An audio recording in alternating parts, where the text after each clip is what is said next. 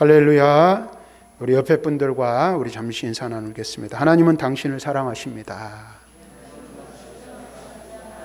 네, 당신 있어서 참 행복합니다. 네, 참 잘 오셨습니다.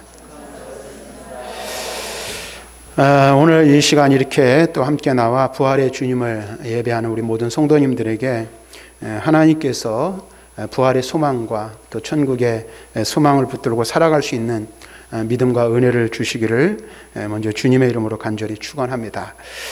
오늘 우리가 28장 16절부터 20절 말씀만 읽었습니다마는 1절부터 20절의 말씀을 통해서 부활하신 주님의 명령이라는 제목으로 잠시 말씀을 나누고 또 우리 주님께서 부활하신 주님께서 우리에게 바라시고 원하시는 것이 무엇인지 함께 묵상하며 또 말씀에 도전받는 시간이 되기를 바랍니다.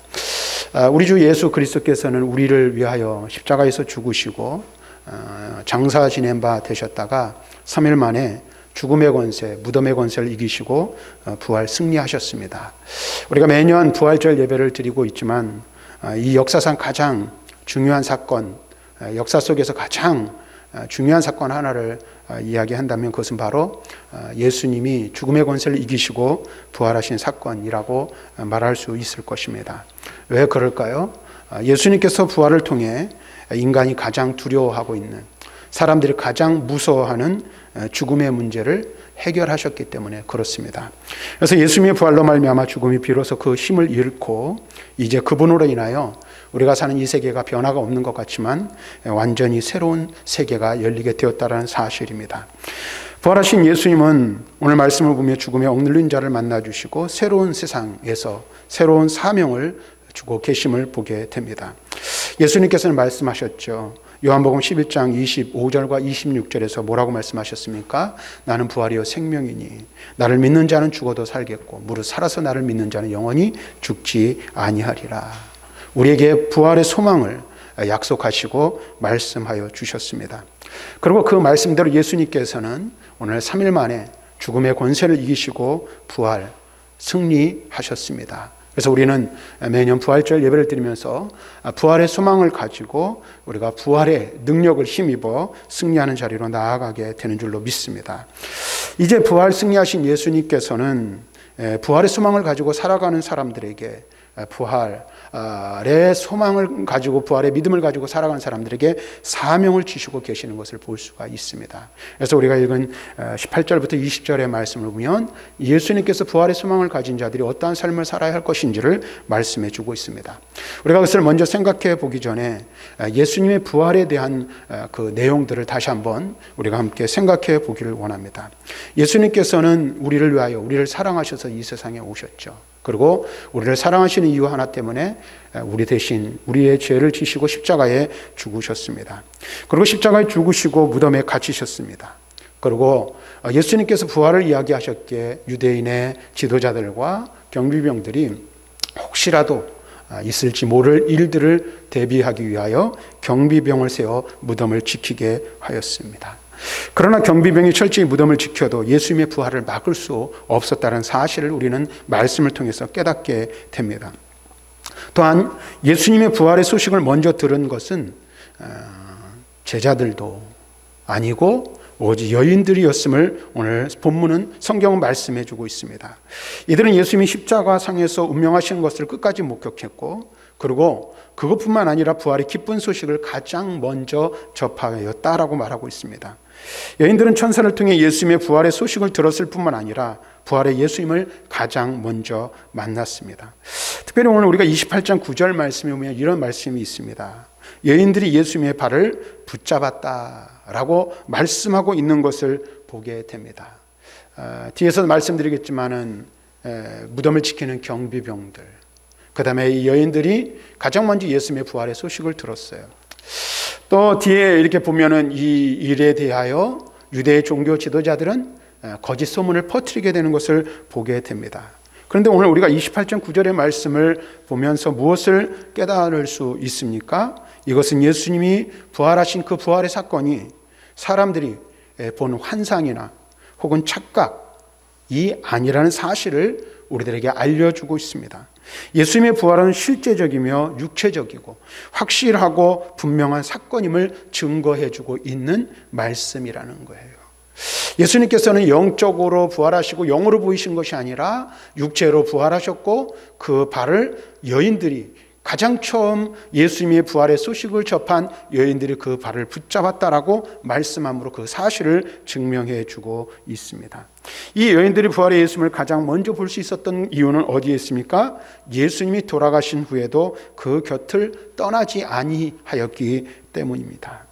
근데 우리가 이제 예수님의 부활에 대한 이야기를 생각할 때에 사실 예수님께서 무덤의 권세를 이기시고 부활하셨다라고 말씀하십니다. 그런데 사복음서 어디를 봐도 사실은 예수님의 부활을 자세하게 묘사하고 있지는 않습니다. 우리가 아는 것은 주님의 무덤이 비어 있으며 제자들이 부활하신 주님을 만났다는 결과뿐이라는 것이죠. 하지만 먼저 여인들이 예수님을 만났습니다. 그리고 그 여인들도 부활의 광경을 직접 목격하지는 못했습니다. 여인들은 안식 후 첫날이 되려는 새벽에 예수님의 무덤을 찾았습니다. 그때 여인들은 전혀 예기치 못한 상황을 만나게 됩니다.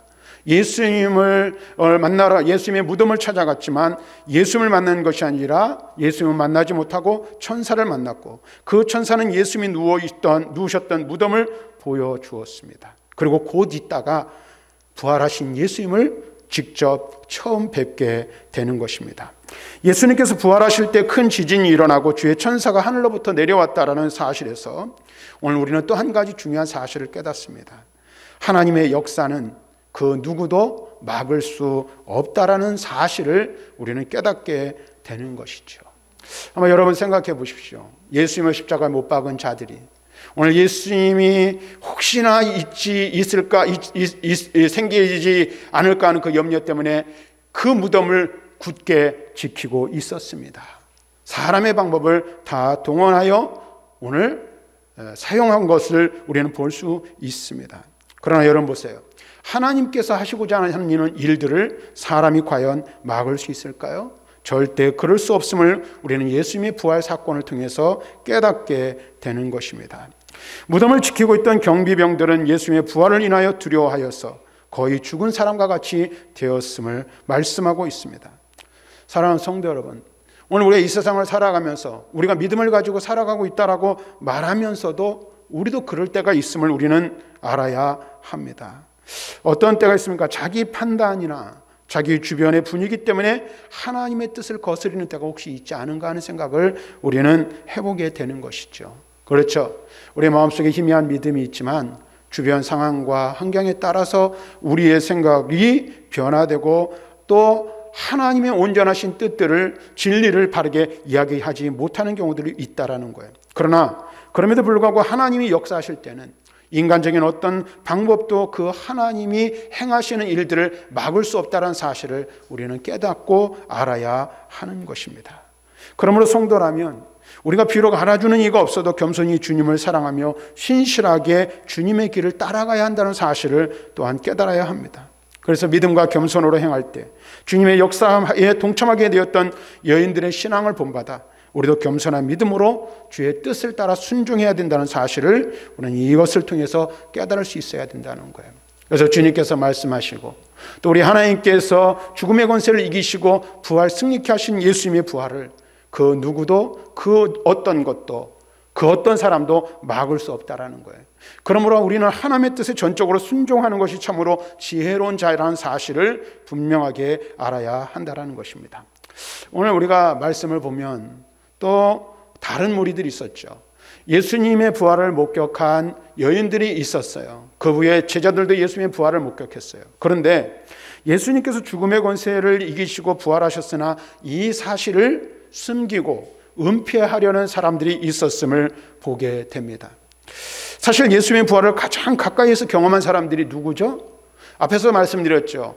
예수님의 부활의 사건이 어떻게 일어났는지 구체적인 것을 복음서는 기록하고 있지 않아요. 부활하신 예수님을 만났을 뿐이에요. 그분을 배웠을 뿐이고 그분과 함께 했을 뿐이에요. 부활의 과정을 직접 목격한 사람은 없습니다. 그런데 그 광경을 목격했던 사람들이 있다는 거죠. 그들이 누구입니까? 바로 무덤을 지키던 경비병들이었다라는 거예요. 그들은 아마도 무덤 문이 열리는 것과 무덤에서 예수님이 나오시는 것을 보았을 것이 틀림이 없습니다. 그래서 그들은 어떻게 해요? 거의 죽은 사람처럼 벌벌벌 떨게 된 거죠. 왜? 죽은 사람이 지금까지 살아난 예가 없는데, 분명히 죽으시고 무덤에 장사된 지 3일이 되었는데 예수님께서 무덤의 문을 열고 걸어 나오시는 것을 목격했을 때에 어떻겠는가 한 거예요. 그래서 그들은 거반 죽게 되었고, 뿐만 아니라 그 사실을 어떻게 해요? 대제사장에게 달려가서 알렸어요. 그런데 놀라운 것은 이 경비병들이 예수님의 부활을 목격했음에도 불구하고 어떻게 했어요? 대제사장들의 돈에 매수되고 말았다라는 사실이에요. 그리고 대제사장들이 꾸미는 음모에 함께 동참하게 되었습니다. 왜 그럴까요? 그들은 돈이 예수님의 부활보다 더 중요했기 때문에 그런 것 같습니다. 그래서 그들은 예수님의 부활을 숨기고 은폐하는 일에 함께 동참하였습니다. 그렇죠. 오늘 우리가 사는 이 세상에도 마찬가지입니다. 물질의 힘은 예전이나 지금이나 매우 강력하다는 사실을 우리는 깨닫죠. 돈 앞에 자신의 신앙과 양심을 파는 사람들이 얼마나 많이 있습니까? 물질의 유혹 앞에 항복해 복음을 숨기려는 연약함이 혹시 우리들에게 있지는 않은지 우리 자신을 살펴보아야 합니다. 사랑하는 성도 여러분, 사탄과 세상이 만든 물질주의와 무신론이라는 경고한지를 깨트리는 강력한 무기는 무엇일까요? 그것은 오직 부활의 복음을 믿고 그 복음을 전한 것 외에는 다른 것이 없다는 사실을 우리는 분명하게 알아야 합니다. 경비병들뿐만이 아니었어요. 진실을 숨기려고 거짓을 하는 이들이 또 있었죠. 그들이 누구죠? 바로 유대의 지도자들, 경비병들을 돈으로 매수한 사람들입니다. 그들은 예수의 부활 소식을 숨기기 위해 어떻게 했어요? 소문을 퍼뜨렸어요. 28장 11절과 12절 말씀에 보면 이렇게 말씀합니다. 여자들이 갈 때 경비병 중 몇이 성에 들어가 모든 된 일을 대제사장들에게 알리니 그들이 장로와 함께 모여 의논하고 군인들에게 돈을 많이 주며, 그리고 거짓 소문을 퍼뜨린 것이죠. 성경을 보면 이 잠언을 비롯한 성경의 많은 부분에 있어서 지혜를 정직함과 밀접하게 연결을 시키는 것을 볼 수 있어요. 그래서 잠언 2장 7절에 보면 그는 정직한 자를 위하여 완전한 지혜를 예비하시며, 또 호세아 14장 9절에 보면 누가 지혜가 있어 이런 일을 깨달으며 누가 총명이 있어 이런 일을 알겠느냐. 여호와의 도는 정직하니 의인은 그 길로 다니거니와 그러나 죄인은 그 길에 걸려 넘어지느니라.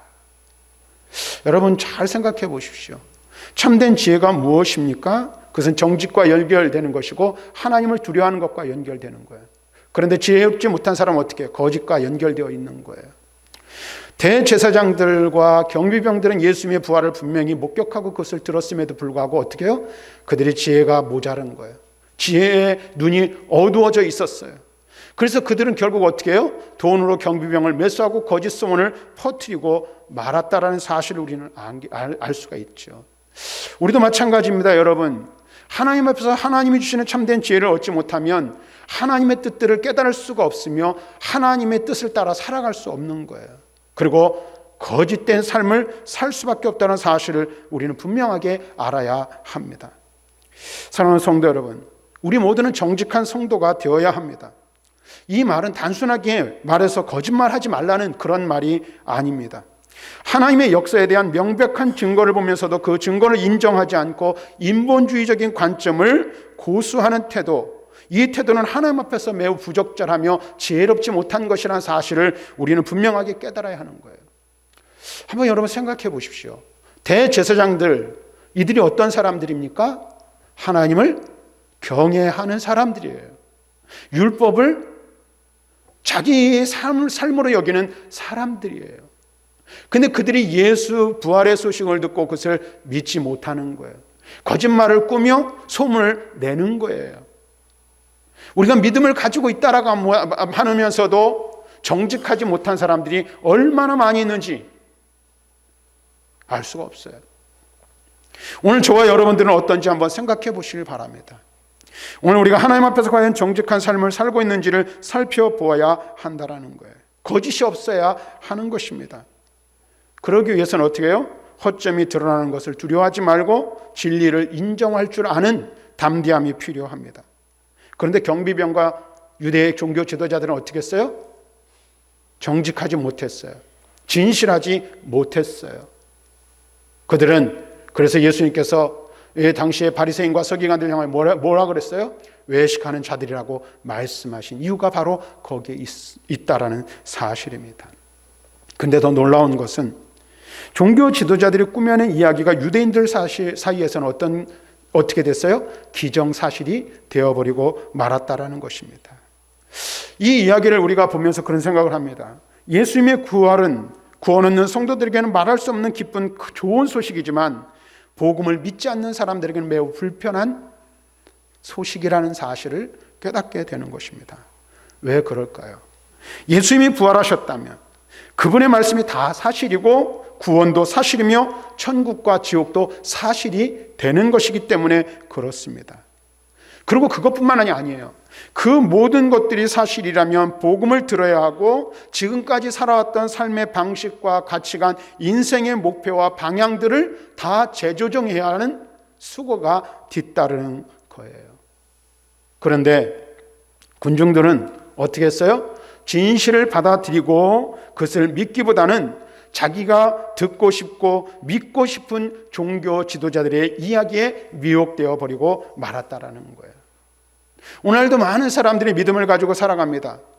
그런데 많은 사람들이 듣고 싶은 말, 그 말만 들으려고 하고 믿고 싶은 것만 믿으려고 할 때가 너무너무 많이 있다는 사실을 오늘 우리는 알아야 합니다.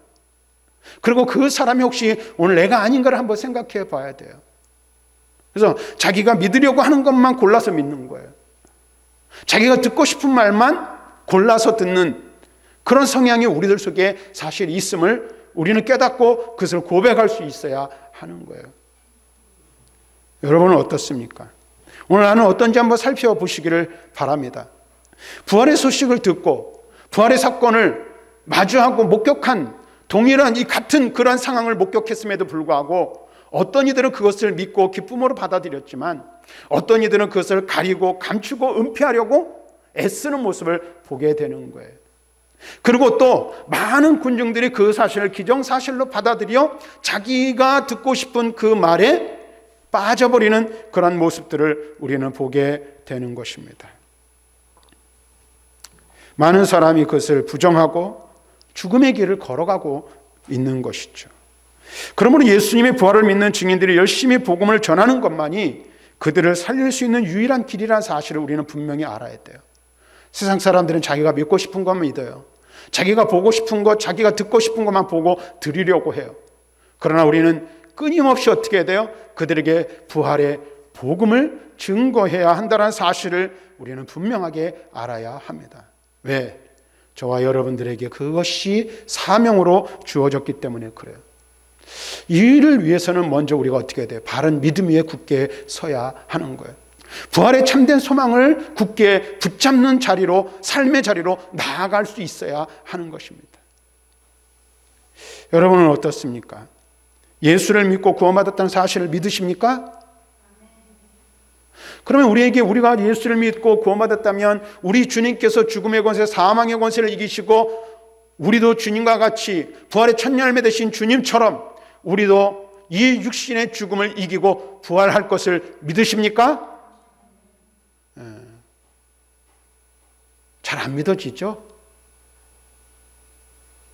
그리고 생각을 해보실 경우가 별로 이렇게 없으실 수 있어요.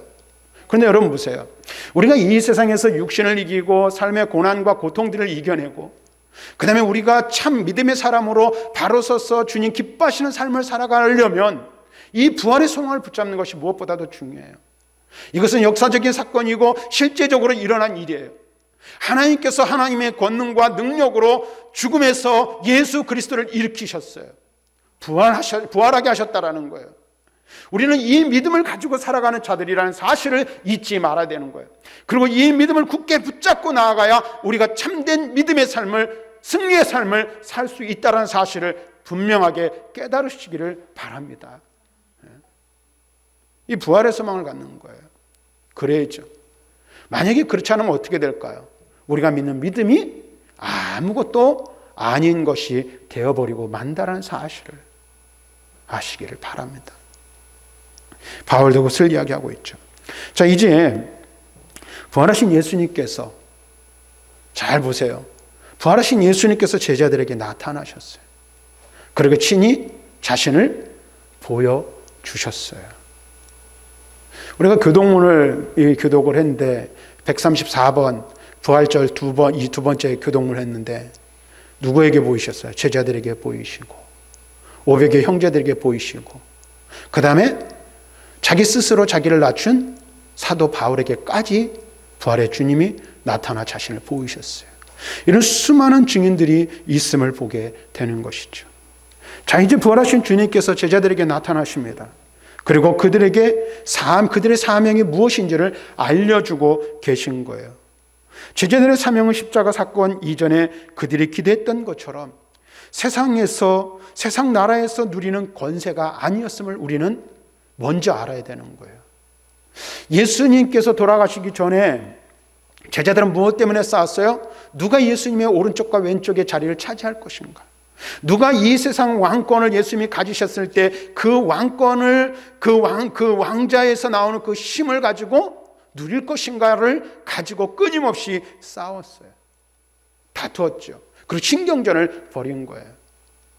근데 예수님께서 이제 부활 승리하신 후에 제자들에게 나타나 그들의 사명을 시키시고 그들의 사명이 무엇인지 말씀하시는데 그들이 그 전에 가지고 있었던 그런 기대와는 전혀 다른 것을 말씀하시고 계신 것을 볼 수 있어요. 세상 나라에서의 권세가 아닙니다. 이제 제자들은 하나님 나라를 위해 헌신하는 사명이 주어졌음을 말씀해 주고 있어요. 그리고 그 사명이야말로 가장 영광스럽고 가장 귀한 것이라는 말씀을 해 주시고 계세요. 그러면서 무엇을 약속하십니까? 하늘과 땅의 모든 권세를 가지고 계신 예수님께서 사명을 감당하는 제자들에게 언제나 늘 항상 함께 하실 것이라는 약속을 주고 있습니다. 여기서 여러분들 우리가 주목해야 될 부분이 있어요. 하늘과 땅의 모든 권세를 가지신 그분께서 제자들에게 사명을 주시는 거예요. 어떤 사명을 주셨어요?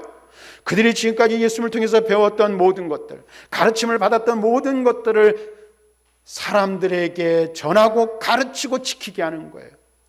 그리고 아버지와 아들과 성령의 이름으로 세례를 베풀어 제자를 삼는 일을 행하는 거예요. 그 사명을 주시면서 뭐라고 말씀하셨습니까? 내가 너희와 항상 함께 있을 것이라. 이렇게 말씀을 해주시고 계신 거예요. 사랑하는 성도 여러분, 부활의 주님 우리와 함께 하십니다. 그 부활의 주님, 권능의 주님, 하늘과 땅의 모든 권세를 가지신 그 주님께서 우리와 함께 하십니다. 아멘. 그 주님께서 우리에게 말씀하시는 거예요. 그 주님께서 우리의 사명이 무엇인지 말씀해 주고 있어요. 그 사명이 무엇입니까? 가서 제자 삼는 거예요. 가서 가르치는 거예요. 분부한 모든 것을 가르쳐 지키게 하는 거예요. 그것이 무엇입니까? 복음을 증거하고 복음을 전하고 복음으로 말미암아 사람들을 구원하고 사람들이 그 복음 안에서 구원과 영생을 누리도록 하는 일을 누구에게 맡기셨어요? 저와 여러분들에게 맡기신 줄로 믿습니다. 예수 그리스도의 부활의 복음을 믿는 모든 사람들에게 적용되는 사명이 바로 이 사명이에요. 오늘 우리는 이 사실을 분명히 깨달아야 하는 것입니다. 예수님께서는 하나님 나라가 이 세상에 확장되도록 제자들을 부르시고 그들을 파송하시고 또 그들을 파송하시며 사명을 주셨을 뿐 아니라 그 사명을 감당할 수 있는 힘과 능력을 주세요. 가장 큰 힘과 능력이 무엇입니까? 부활하신 예수님께서, 부활하신 능력의 예수님께서 복음의 사명을 감당하는 제자들과 영원히 항상 함께 하시겠다는 약속을 주시고 있는 거예요. 우리 주님은 늘 우리와 함께 하십니다. 우리 주는 지금도 우리와 함께 하시고 계십니다. 이 사실을 우리는 깨달아야 할 줄로 믿습니다. 예수님의 부활 소식은 사망의 권세를 하나님이 주관하신다는 복음이기에 이 복음을 알고 이 복음을 깨닫는 자는 가만히 앉아 있을 수가 없는 것입니다. 그래서 우리는 어떻게 돼요? 부활의 복음을 믿을 뿐만 아니라, 부활의 이 복된 소식을 믿을 뿐만 아니라, 이 부활의 복된 소식을 아직도 알지 못하는 자들에게 힘써 전하고 증거하는 자들이 되어야 하는 것입니다. 예수님께서 사도들과 함께 하셨듯이 지금도 부활의 주님이 나와 함께 하십니다. 우리와 함께 하십니다. 그리고 우리가 주님의 나라의 복음을 전할 때 하늘과 땅의 권세를 가지신 예수님이 우리와 함께 하셔서 역사하신다는 이 사실을 꼭 기억하시기를 바랍니다. 사랑하는 성도 여러분, 오늘 우리가 매년 맞는 부활주일이지만 부활의 의미를 다시 한번 깊이 생각할 수 있길 바랍니다. 예수님의 부활은 분명하게 역사적으로 확실하게 있었던 사건입니다. 그 주님은 지금 하나님 보좌 우편에 계실 뿐만 아니라 지금 저와 여러분과 함께 하신다는 이 사실을 꼭 기억하시기를 바랍니다. 그리고 그 부활의 복음으로 말미암아 구원받은 저와 여러분들이 나의 사명, 우리의 사명이 무엇인지를 다시 한번 생각해 볼 수 있길 바랍니다.